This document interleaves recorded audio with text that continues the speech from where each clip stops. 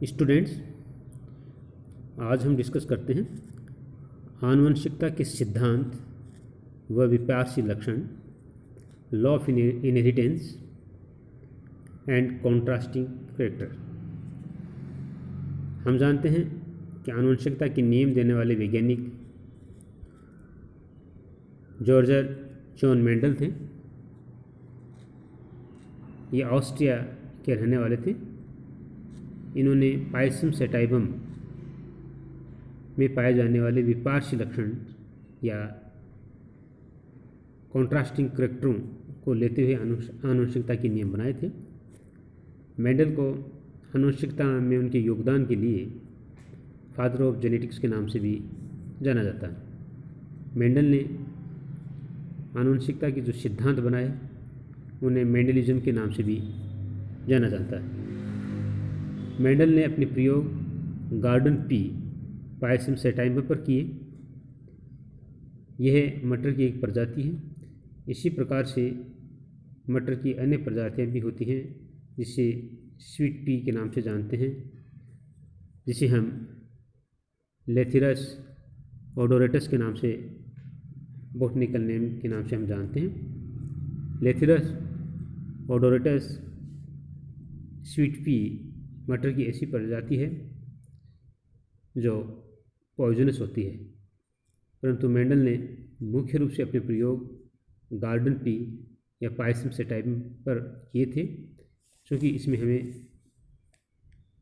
विपार्श्विक लक्षण स्पष्ट रूप से दिखाई देते हैं। विपार्श्विक लक्षण का मुख्य तात्पर्य है कि ऐसे लक्षण जो प्लांट्स में हमें स्पष्ट रूप से दिखाई देते हैं, जैसे प्लांट्स की लंबाई तथा प्लांट्स का बौनापन, यानी लेंथ भी हमें दिखाई दे जाती है किसी प्लांट्स की, और कुछ प्लांट्स ऐसे होते हैं जो बौने होते हैं। तो इस प्रकार से इसमें जो विभिन्न लक्षण पाए जाते हैं उनको लेते हुए मेंडल ने अपने प्रयोग किए।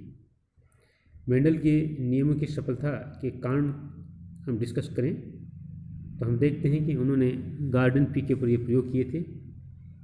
इनके मुख्य कारण ये हैं कि मेंडल ने एक समय में एक ही लक्षण की वंशानुगति का अध्ययन किया था। अर्थात हम कह सकते हैं कि एक ही लक्षण को लेकर वो एक पीढ़ी से दूसरी पीढ़ी या तीसरी पीढ़ी तक उसकी वंशागति का अध्ययन उन्होंने किया, या हेरिडिटी का उन्होंने अध्ययन किया, यानी एक ही लक्षण से एक पीढ़ी से दूसरी पीढ़ी तक कैसे वो ट्रांसफ़र होता है, कैसे वो हेरिडिटी हो रही है उसकी ट्रांसमिशन का। इस प्रकार से उसने अध्ययन किया, एक ही पीढ़ी में अपने प्रयोग नहीं छोड़े। दूसरी, हम मेंडल की सफलता का कारण लेते हैं, प्रयोगों को उन्होंने F2 F3 पीढ़ी तक अध्ययन किया। जो प्लांट्स उन्होंने प्रयोग के लिए चुने वो आनुवंशिक रूप से शुद्ध थे। आनुवंशिक रूप से शुद्ध होने का तात्पर्य है कि उनमें जो गुण दिखाई देते थे वो स्पष्ट रूप से दिखाई देते थे। स्पष्ट विपार्श्विक लक्षण वाले पौधों को ही उन्होंने मुख्य रूप से इन प्रयोगों के लिए चुना। मेंडल ने जो प्रयोग किए थे उनका लिखित में उन्होंने पूर्ण रूप से ब्यौरा रखा, या स्टैटिक्स या लेखा जोखा बनाए रखा, और उनका वो निरंतर अध्ययन करते रहे। पायसम सेटाइवम हम जानते हैं कि एक वर्षीय प्लांट है, और इस प्लांट्स के ऊपर उन्होंने अपने प्रयोग किए। मटर पर हम जानते हैं कि क्रॉस पोलिनेशंस आसानी से हो सकता है, यानी परागण की क्रिया इनमें हम इसमें आसानी से कर सकते हैं। आर्टिफिशियल पोलिनेशंस भी, कृत्रिम परागण भी मटर के प्लांट्स पर आसानी से हो सकता है। इसी प्रकार से हम देखते हैं कि मटर में हमें 7 विपार्श्विक लक्षण के जीन पृथक रूप से इसमें उपस्थित समजात गुणसूत्रों के ऊपर स्थित होते हैं। अर्थात जो 7 लक्षण मेंडल ने अध्ययन करने के लिए लिए थे, ये समजात गुणसूत्रों के ऊपर समान लोकाई के ऊपर स्पष्ट रूप से पाए जाते हैं, और इन 7 लक्षणों के आधार पर मेंडल ने पायसम सेटाइवम पर अपने प्रयोग किए, या गार्डन पी के ऊपर अपने प्रयोग किए।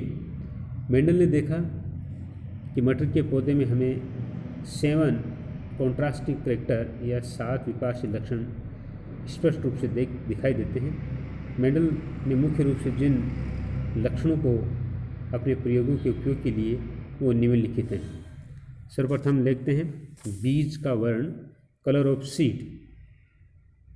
इसमें डोमिनेंट और रेसिसिव या प्रभावी तथा अप्रभावी करैक्टर हम लेते हैं। बीज का वर्ण में येलोइश डोमिनेंट करैक्टर है और इसी प्रकार से ग्रीन या हरा इनका रेसिसिव करैक्टर है। अर्थात हम कह सकते हैं कि इसमें येलो और ग्रीन ये स्पष्ट रूप से विपार्श्विक लक्षण के रूप से हमें दिखाई देता है। नेक्स्ट इसी प्रकार से शेप ऑफ सीड, बीज की आकृति, डोमिनेंट करैक्टर राउंड और रेसिसिव करैक्टर रिंकल्स या झुर्रीदार बीज इसमें हमें प्राप्त होते हैं। पुष्प का कलर को हम देखें तो गुलाबी, वाइट, फली का रंग देखें हम या कलर ऑफ फूड हम देखें तो ग्रीन और येलो, फली का आकार हम देखें तो हमें इन्फ्लेटेड फली और या पतली समान फली दिखाई देती है। साथ साथ में दूसरा इसका विपार्श्विक लक्षण होता है संकीर्ण या कॉन्स्ट्रिक्टेड फली हमें दिखाई देती है। इसी प्रकार से पुष्प की पोजीशन हम देखें या पुष्प की स्थिति देखें तो अक्षीय फ्लावर तथा टर्मिनल स्थिति में फ्लावर इसमें पाए जाते हैं या अंतस्थ फ्लावर इसमें पाए जाते हैं। पौधे की लंबाई को हम देखें तो टॉल प्लांट्स तथा बोने प्लांट्स मटर में हमें स्पष्ट रूप से देखने को मिलते हैं। तो ये जो 7 लक्षण मटर के प्लांट्स में पाए जाते हैं, इन 7 लक्षणों को मेंडल ने अपने प्रयोगों में लिए। इनमें डोमिनेंट तथा रेसिसिव करैक्टर एक ही करैक्टर के दोनों भाव डोमिनेंट तथा रेसिसिव इस प्लांट्स में स्पष्ट रूप से हमें देखने को मिलते हैं। इन्हें ही हम विपार्श्विक लक्षण के नाम से जानते हैं। विपार्श्विक लक्षण में हम जानते हैं कि समजात गुणसूत्र की समान लोकाई के ऊपर ये जीन पाए जाते हैं।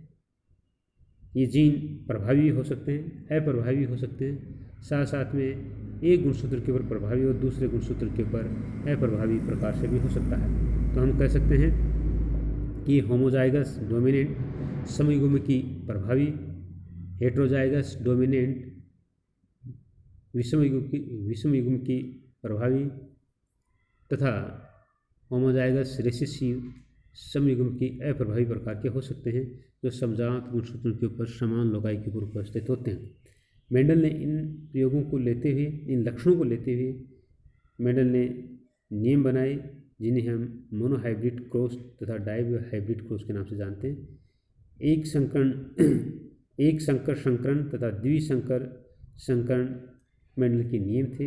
एक संकर संकरण मोनोहाइब्रिड क्रॉस जिसमें मेंडल ने एक लक्षण को एक पीढ़ी से दूसरी पीढ़ी में वंशागत होने का अध्ययन इन्होंने किया या इनकी हेरिडिटरी का एक पीढ़ी से दूसरी पीढ़ी तक गमन किया या इस एक लक्षण का एक पीढ़ी से दूसरी पीढ़ी में गमन होने का इन्होंने मोनोहाइब्रिड क्रॉस में अध्ययन किया।